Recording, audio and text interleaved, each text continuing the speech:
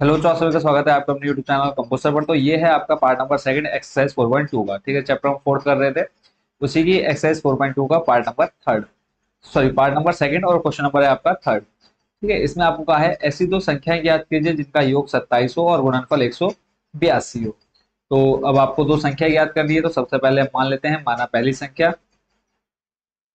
बहुत ही easy question है बच्चों इसका आंसर, और आंसर आराम से आप इसका निकाल सकते हैं। माना पहली संख्या मान लेंगे क्या, एक्स।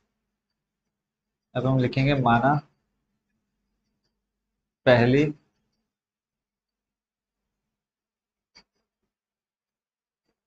संख्या बराबर क्या हो जाएगी, एक्स। ऐसे ही दूसरी संख्या आप लिख लेंगे यहाँ पे, दूसरी संख्या बराबर वाई। प्रश्न में क्या कहा है, इनका योग आपको दे रखा है 27। ठीक है, तो यहाँ पे हम दूसरी संख्या को वाई नहीं मानेंगे। यहाँ पे देखो, जब हमको पता हो कि पहली संख्या प्लस दूसरी संख्या, ठीक है, इनका योग दे रखा है 27, तो पहली को आपने एक्स मान लिया है, तो आप आराम से दूसरी बता सकते हो कितनी है। तो आप क्या करेंगे, जो आपका योग है उसमें से अगर आप पहली संख्या क्या कर देंगे, माइनस कर देंगे। मान लिया कि एग्जांपल के रूप में यहाँ पे हमको पहली संख्या आपने मान लिया 10 मिल गई हमको। ठीक है, तो हम क्या करेंगे, 27 में से अगर हम 10 माइनस कर देंगे, हम बता सकते हैं कि दूसरी संख्या कितनी है। तो अब हमने क्या मान लिया, पहली संख्या को x माना है। ठीक हो गया। जब हमने पहली संख्या को x माना है, तो जो योग है 27, उसमें से हम पहली संख्या को क्या कर देंगे, माइनस कर देंगे, हमको दूसरी संख्या मिल जाएगी। अब बोला है इसका जो गुणनफल है, ठीक है, पहली संख्या और दूसरी संख्या का जो गुणनफल है वो 182 है। तो यहाँ पे हम लिख लेते हैं प्रश्नानुसार पहली संख्या गुणा दूसरी संख्या का गुणनफल। देखो, पहली संख्या का गुणनफल दूसरी संख्या बराबर कितना है, 182 है। सॉल्व करेंगे, देखो एक्स की गुण हो जाएगी 27 से, तो यह बन जाएगा आपका 27x, और माइनस का बन जाएगा आपका एक्स स्क्वायर बराबर में 182। देखो, अब इन दोनों को बराबर के ले जाएंगे दूसरी साइड, तो ये बन जाएगा आपका माइनस का एक्स स्क्वायर और प्लस का एक्स स्क्वायर। प्लस का 27 है, बराबर कितना लाएंगे, तो बन जाएगा माइनस का 27x, और बराबर में कितना है, प्लस 182 इक्वल टू 0। ये एक आपका क्या बन गया, द्विघात समीकरण बन गया। ठीक है, अब द्विघात समीकरण को सॉल्व करने के लिए सिंपल सा तरीका मैं आपको पहले ही बता चुका हूँ, जो हमने पार्ट 1 किया था। इसमें आपने क्या करना है बच्चों, सिंपल, अब आपको पहली और अंतिम संख्या की गुणा करानी है। देखो, एक्स स्क्वायर साथ कोई संख्या नहीं, तो हम हमेशा क्या मान लेते हैं, एक, और लास्ट में आपको दे रखा है 182, यानी गुणा कराने पर आपका आना चाहिए 182। फिर अंतिम पद से पहले आप क्या देख रहे हैं, प्लस। ठीक है, ये मैं आपको जब हमने कोई एक्सरसाइज स्टार्ट की थी, तो वहाँ पे मैं आपको ये पूरा बहुत अच्छे से एक्सप्लेन कर चुका हूँ, तो आप वो पार्ट जरूर देख लीजिएगा, फर्स्ट पार्ट। और प्लस करने पे आपका आना चाहिए 27। ठीक है, ये मैं आपको बता चुका हूँ। गुणा करने पर 182, और जोड़ने पर कितना आना चाहिए, 27। तो आपको ऐसी दो संख्या ढूंढनी है कि जिनका आप गुणा कराएं तो 182 आना चाहिए, और उनको आपस में जोड़े तो 27 आना चाहिए। तो देखो, 14 प्लस 13, 14 और 13 को जोड़ेंगे तो आ जाएगा आपका 27, यानी जोड़ने पर 27 आ रहा है। और 14 और 13 की गुणा कराएंगे तो देखेंगे आप बच्चों कितना आ जाएगा, 182 आएगा। आप करके चेक कर सकते हैं। तो सिंपल हमने क्या करना है, इस 27 की जगह माइनस 27 की जगह हमने रख देना है 14 प्लस 13। ठीक है, ब्रैकेट के बाहर एक्स प्लस 182 इक्वल टू 0। ठीक हो गया। अब यहाँ पर आप देख रहे हैं एक्स स्क्वायर माइनस एक्स की गुणा देखो अंदर करा देंगे, तो बच जाएगा आपका 14x प्लस 13x, और प्लस है आपके पास 182 इक्वल टू 0। क्लियर हो गया। अब इसका आगे देखते हैं सॉल्यूशन। इधर जो ये हमारा एक्स्ट्रा है, इसको हम यहाँ से कर देते हैं डिलीट। इसकी जरूरत अभी हमको है नहीं, क्योंकि मेन था कि आपको समझ में आना चाहिए, तो आप अच्छे से समझ चुके हैं कि कहाँ से क्या है। अब देखो, ये जो ब्रैकेट है इसको हम ओपन कर देते, तो आपका जो बचेगा एक्स स्क्वायर, देखो माइनस, यहाँ पे माइनस और 14x प्लस का, तो माइनस प्लस हो जाएगा -14x। ऐसे फिर माइनस प्लस हो जाएगा -13x, और प्लस का आपके पास है 182 इक्वल टू 0। दो दो के यहाँ पे जोड़े बन रहे हैं, कॉमन निकाल लो, यहाँ से बचेगा आपके पास, सॉरी कॉमन निकलेगा x, अंतर बचेगा आपके पास x -14। ठीक है, फिर यहाँ पे देखेंगे आप माइनस, अब x तो कॉमन है नहीं, यहाँ पे आपको मिलेगा 13 कॉमन मिल जाएगा। अंदर बचेगा आपके पास x माइनस, अंदर बचेगा, और देखो 13 का भाग जब आप 182 में देंगे, तो बचेगा आपके पास कितना, 14। देखो, अंदर माइनस क्यों है, जब आप इसको मैं पहले ही बता चुका हूँ, जब आप ब्रैकेट में लेके जाते हो और सामने माइनस होता है, तो अंदर वाली संख्या क्या बन जाती है, माइनस बन जाती है।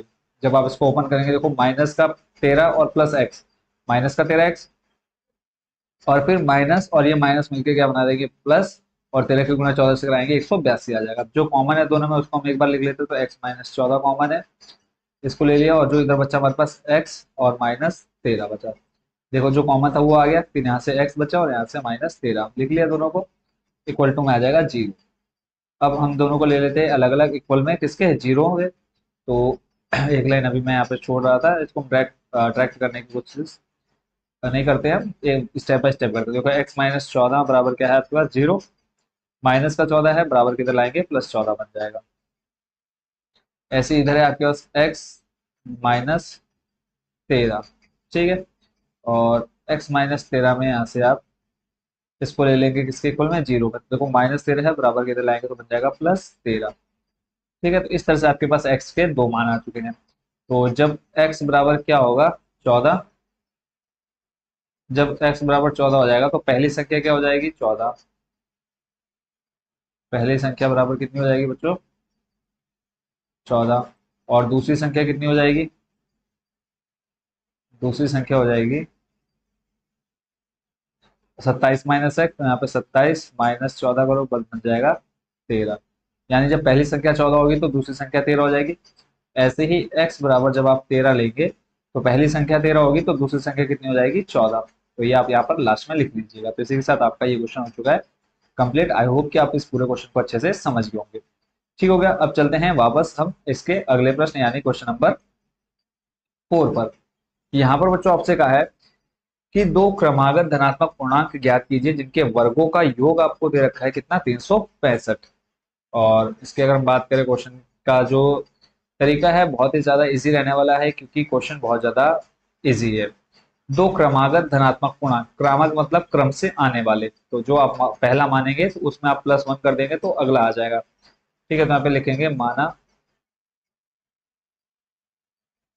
पहला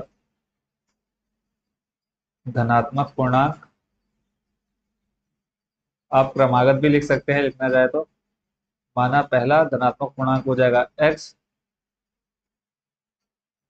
और दूसरा धनात्मक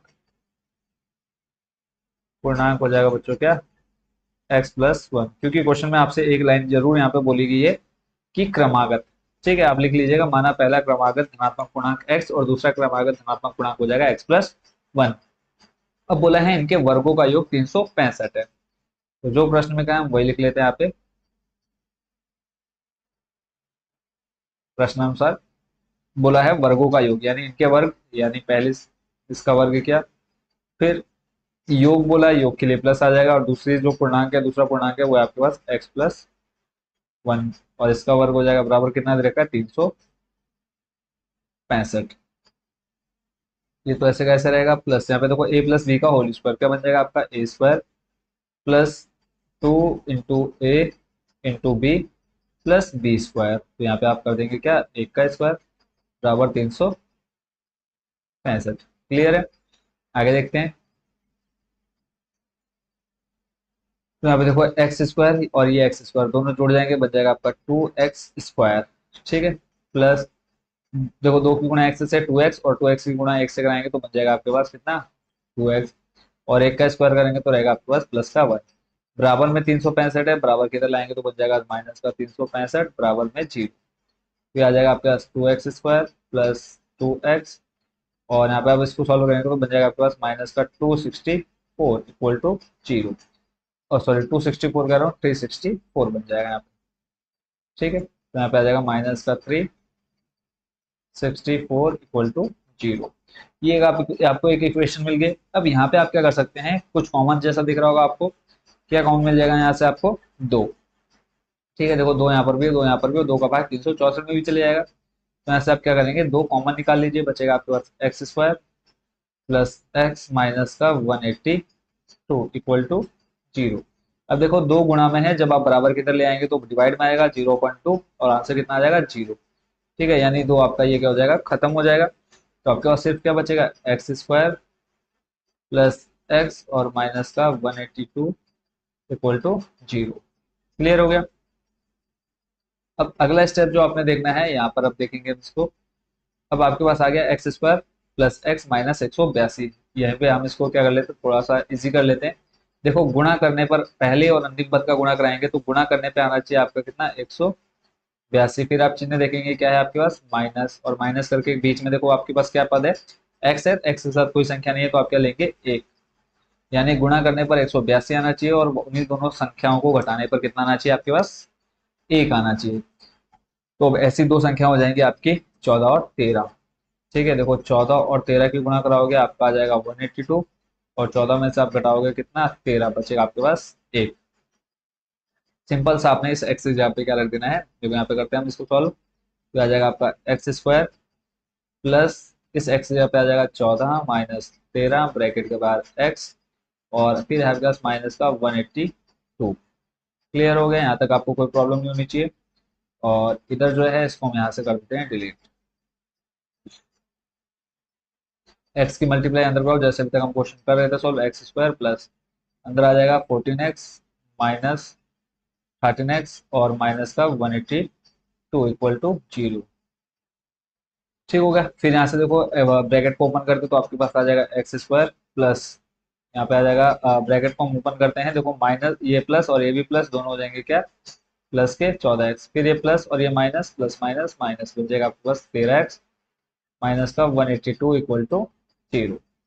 फिर यहाँ पे देखो दो दो के जोड़े बना लो, यहाँ से आपको मिल जाएगा क्या कॉमन, एक्स, अंदर बचेगा आपके पास एक्स प्लस 14, फिर माइनस यहाँ से आपको मिल जाएगा बच्चों 13 कॉमन। ठीक है, देखो 13 का भाग 182 मिल जाएगा, 13 में भी जाएगा तो 13 कॉमन मिल जाएगा, बचेगा आपके पास यहाँ पे एक्स प्लस कितना, 14 बराबर 0। देखो ये माइनस और ये माइनस प्लस क्या हो जाएगा आपका, माइनस हो जाएगा, और 13 की गुणा 14 से कराओगे 182 आ जाएगा। क्लियर है, दोनों में जो कॉमन है उसको हम ले लेते हैं पहले, एक्स प्लस 14 देखो दोनों में कॉमन है, इसको लिख लिया। फिर यहाँ पे बचा आपके पास एक्स, उसको लिख लिया, और इधर बचा आपके पास माइनस का 13। ठीक है, इक्वल टू 0। अब इन दोनों को हम लिख लेते हैं, दोनों को किसको, 0 के बराबर में, एक्स माइनस 13 बराबर हो जाएगा 0। तो यहाँ से मान निकालते देखो, प्लस का 14 है, बराबर की तरह लाएंगे तो हो जाएगा माइनस का 14। ऐसे ही माइनस का 13 है, बराबर की तरह लाओगे प्लस का 13।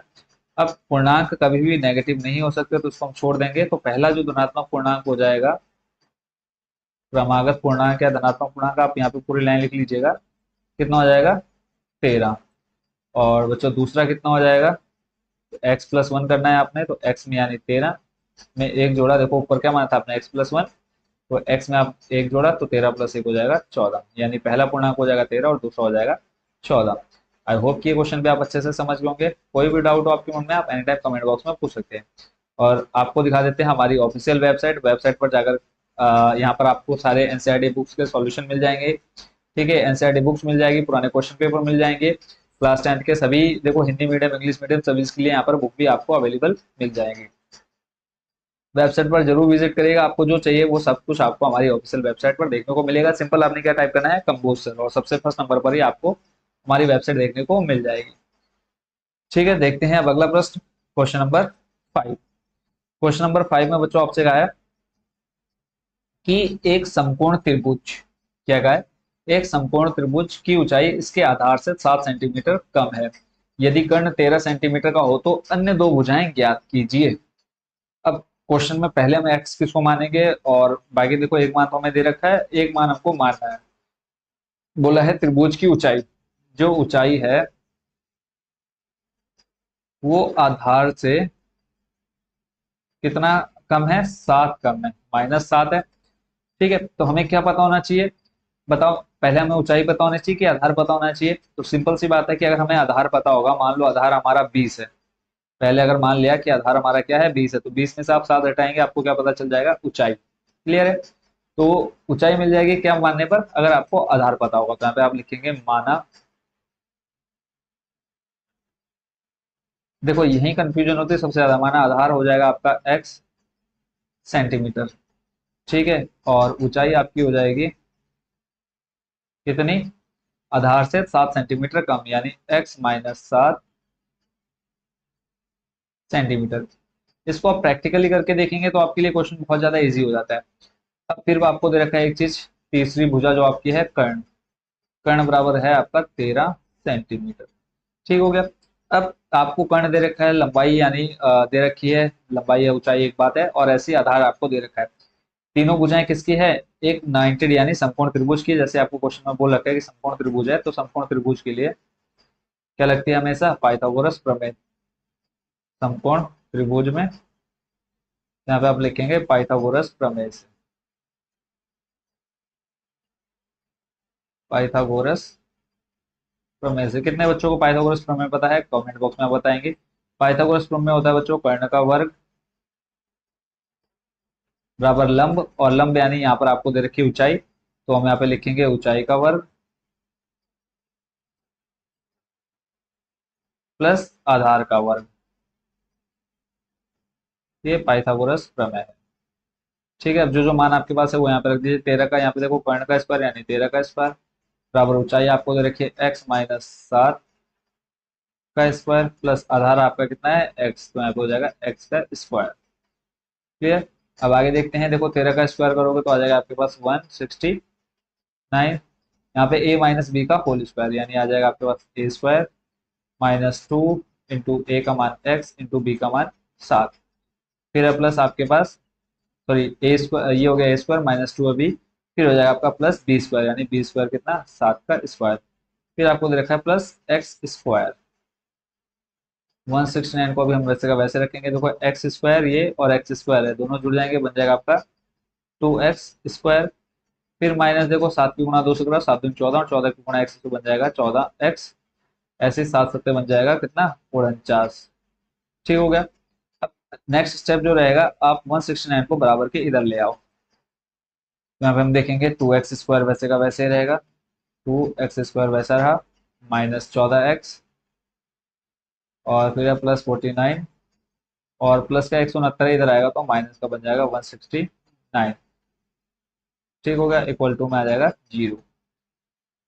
देखो 2x स्क्वायर -14x, और इसमें से देखो 169 माइनस 49 करो, कितना बचेगा आपके पास? 9 में से 9 गया 0, 6 में से 4 जाएगा 2, और बचेगा आपके पास कितना? 120। ठीक है, तो आपके पास शेष कितना बचा? 120 किसका? माइनस का, तो यहाँ पे हम लिख देंगे माइनस का 120 बराबर 0। ठीक हो गया। अब यहाँ पे फिर से आप देखेंगे दो कॉमन है, तो दो आप यहाँ से कॉमन निकालो, बचेगा आपके पास एक्स स्क्वायर माइनस का 7x और माइनस का 2 छंग 12 यानी 60 बराबर 0। कुछ नहीं किया, सिंपल 2 से भाग दे दो, आपके पास ये बचेगा। अब देखो 2 गुणा में है, और जब आप इसको बराबर के इधर लाओगे तो बट्टे में आ जाएगा 0/2 यानी आंसर क्या आ जाएगा? 0। तो आप लिखेंगे यहाँ पे एक्स स्क्वायर -7x और -60 बराबर 0। फिर से वही पहले और अंतिम पद की गुणा, एक्स स्क्वायर के साथ कुछ नहीं है तो एक मान ले लेते हैं, और गुणा 60 यानी गुणा करा करके 60, और फिर आगे इसके 60 के आगे चिन्ह क्या है? माइनस। माइनस करने पे आना चाहिए कितना? 7। अब आपको ऐसी दो संख्याएं देखनी है जिनका गुणा कराने पर कितना है? 60, और वापस उन्हीं संख्याओं को घटाने पर कितना आ जाए? 7। तो देखो 12 की गुणा कराओ आप इससे 5 से, तो 12 पंजे हो जाएगा कितना? 60, और ऐसे ही 12 में से आप माइनस कर दो 5, बचेगा आपके पास कितना? 7। दोनों शर्तों को पूरा किया जा रहा है इसके द्वारा, किसके द्वारा? 12 और 5 के। तो यहाँ पे आ जाएगा एक्स स्क्वायर -7 की जगह रखेंगे हम 12 -5 ब्रैकेट के बाहर एक्स, और फिर आपके पास माइनस का 60 बराबर 0। एक्स की मल्टीप्लाई अंतर करा दो तो ये बन जाएगा आपका एक्स स्क्वायर माइनस का 12x माइनस का 5x, फिर माइनस का 60 बराबर 0। ब्रैकेट को ओपन करते हैं, बन जाएगा आपके पास एक्स स्क्वायर, ये माइनस और ये प्लस, बन जाएगा minus plus minus 12x minus minus बन जाएगा आपका 5x, फिर माइनस का 60 बराबर 0। फिर यहाँ पे आपको देखो 4 पद मिल गए हैं, दो दो के जोड़े बना लो। यहाँ से आपको मिल जाएगा x कॉमन, अंदर बचेगा आपके पास x -12। ठीक है, फिर प्लस यहाँ से आपको मिलेगा 5 कॉमन, तो अंदर आपके पास बचेगा x -12 बराबर में आ जाएगा 0। देखो यहाँ पे फिर से आपको x-12 दोनों जगह दिख रहा है, तो x-12 को आपने एक बार लिख लिया। यहाँ पे बचा आपके पास x, और यहाँ पे बचा आपके पास +5 बराबर में क्या आ जाएगा? 0। नेक्स्ट स्टेप क्या रहने वाला है आपका बच्चों? इन दोनों को इक्वल में ले लो, किसके? 0 के। ऐसे आ जाएगा x+5 बराबर 0। यहाँ से अब मान निकालो, देखो x का मान कितना हो जाएगा? माइनस का है तो इधर आएगा +12, और यह है आपका x+5 बराबर किधर आएगा? -5।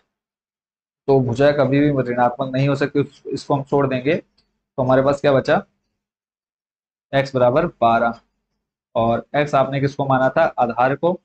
तो आपका आधार आपको मिल गया कितना, आधार बराबर 12 सेंटीमीटर, और ऊंचाई आपकी कितनी हो जाएगी, 12 में से कितना कम है, 7 कम है, तो 12 में से 7 घटाओ कितना बचेगा, 12 में से 7 घटाओगे कितना बचेगा, 3 और 2 5। ठीक है, तो इस तरह से आपका जो ऊंचाई है या फिर लंब है, ठीक है, या फिर लंबाई, वो आपकी कितनी आ गई, 5 सेंटीमीटर।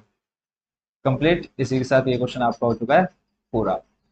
आई होप कि ये पूरा क्वेश्चन आप अच्छे से समझ लोगे। जहां पर भी डाउट लगे आप कमेंट बॉक्स में पूछ सकते हैं। चलते हैं नेक्स्ट और आखिरी क्वेश्चन इस एक्सरसाइज का। तो इसमें सिंपल आप देख पा रहे हैं कि सबसे पहले आपको क्या दे रखा है, एक कुटीर उद्योग एक दिन में कुछ बर्तनों का निर्माण करता है।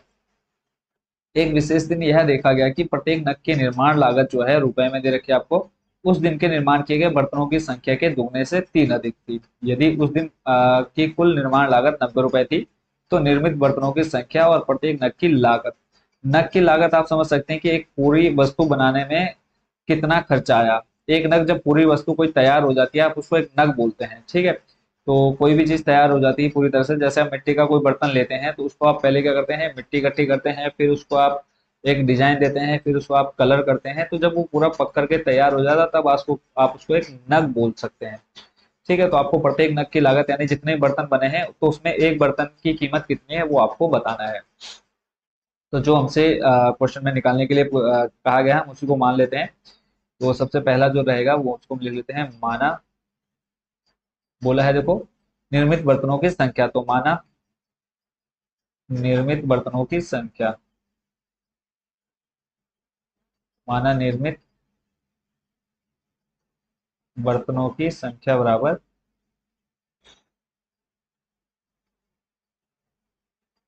आप यहाँ पे चाहें तो पूरा लिख सकते हैं कि माना उस विशेष दिन में निर्मित बर्तनों की संख्या, ठीक है, बराबर कितनी हो जाएगी, x। फिर है कि जो नग की लागत, हमें दो चीजें निकालनी है ना, एक तो बर्तनों की संख्या और दूसरा नग की लागत। तो नग की लागत देख लेते हैं क्या आ जाएगा आपका, देखो। तो क्वेश्चन में देखो कहा गया है कि एक विशेष दिन यहाँ देखा गया कि प्रत्येक नग की जो निर्माण लागत है, वो उस दिन निर्माण किए गए बर्तन, तो यानी उस दिन कितने बर्तन यहाँ पे हमने निर्माण किए, x। तो उस दिन निर्माण किए गए बर्तनों की संख्या के दुगने, तो ये बर्तनों की संख्या होगी, इसका दुगना कर देंगे, दुगने से 3 अधिक थी, यानी +3। यानी एक नग बनाने में या एक नग की लागत कितनी आ रही है आपकी, 2x + 3। और ये आ जाएगा आपका किसमें, रुपए में। यहाँ पर भी आप पूरा रुपए लिख लीजिएगा। सॉरी, बर्तनों की संख्या ऊपर रुपए नहीं आएगा बट नीचे रुपए आएगा, लागत, है ना। तो यहाँ पर आ जाएगा आपका क्या, रुपए। यहाँ पर आपने बराबर दे करके लिख लेना है, कितने रुपए, 2x + 3। फिर आगे जैसा प्रश्न में कहा है कि यदि उस दिन की कुल निर्माण लागत 90 रुपए थी, यानी अब जैसे प्रश्न में कहा है हम वो चीज यहाँ पर लिखने वाले हैं प्रश्नानुसार।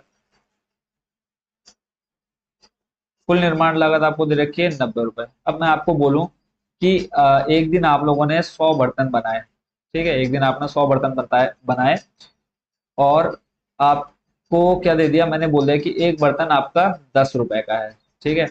100 बर्तन बनाए और एक बर्तन की कीमत 10 रुपए, तो आप क्या बता सकते हैं कुल कितने रुपए के आपने बर्तन बनाए।